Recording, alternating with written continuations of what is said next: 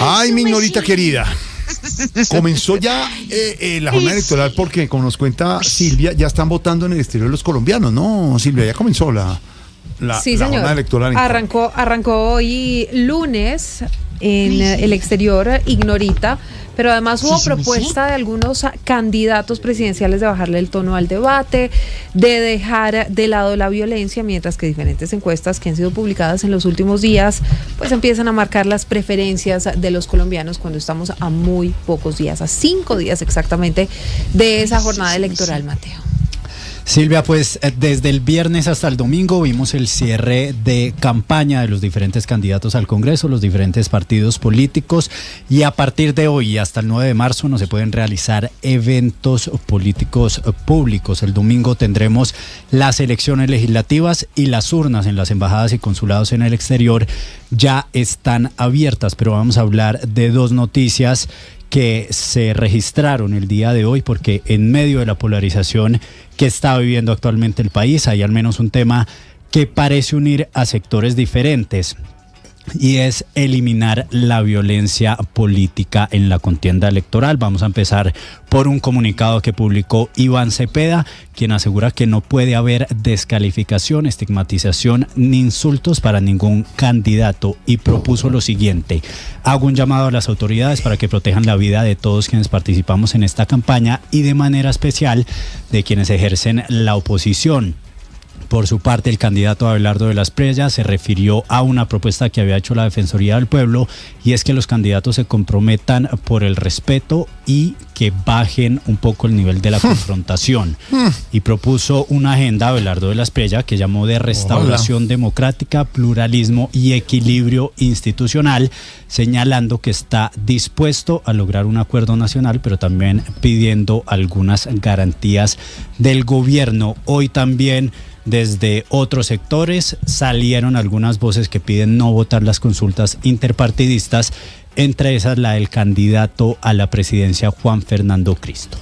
Hemos tomado la decisión de no participar en las consultas populares del domingo, de no promover la votación en esas consultas, por una razón muy simple: ninguna de esas consultas y ninguno de los candidatos representa lo que hemos venido proponiéndole a los colombianos durante esta campaña.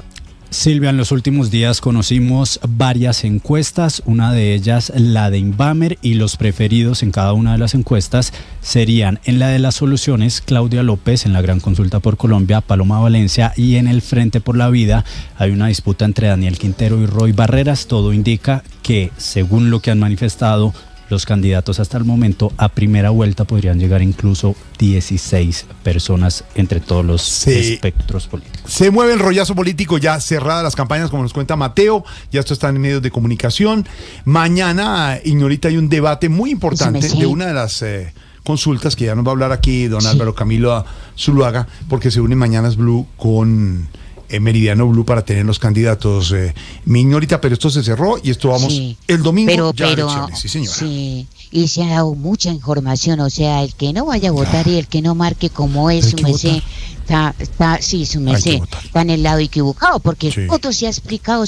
Mucho se ha explicado. Sí, claro. Sí, señor. Oiga, su persona, Antón, yo quiero preguntarle a don Alvarito, persona, en la reta final de las elecciones, su merced, ¿cómo se mueve el ajedrez político de cara al domingo, su persona? Uy, se está moviendo, sí. Pues, Ignorita, yo la voy a tratar de simplificar. Yo creo que las consultas son muchas cosas, pero son fundamentalmente para atraer a los votantes de centro. Los dueños de esta elección, que son en un lado Gustavo Petro y en el otro Álvaro Uribe, posicionaron temprano sus candidatos, que le cogieron mucha distancia a los demás. Pero saben que esos dos candidatos en segunda vuelta no pueden ganar a menos que cuenten con votos del centro. Entonces, las consultas buscan, por una parte, evitar que un candidato de centro como Fajardo pase a segunda vuelta, porque saben que los derrota fácilmente. Un candidato de centro es débil en primera, pero es muy fuerte en segunda, porque pues recoge los votantes de centro y los de uno de los extremos contrarios al competidor. Y acercar a los electores de las consultas al extremo. Le doy un ejemplo. Si Paloma Valencia gana, y ya ha dicho abiertamente que si ella no está adelante, votaría por De la Espriella, pues muchos votantes de Galán, de Vicky, de Oviedo, que votaron esa consulta, que gane Paloma, podrían inclinarse en segunda vuelta a votar por Abelardo. Lo mismo, Roy Barreras busca acercar votantes de las organizaciones políticas tradicionales al petrismo, porque muchos de esos caciques tradicionales son antipetristas. Sí, señor. Y si no hubiera habido una consulta de centro, pues luego del 8 de marzo, los candidatos de centro como Fajardo y Claudia habrían dicho: no les crean a esos ganadores de las consultas, realmente son el candidato de Uribe y el candidato de Petro disfrazados.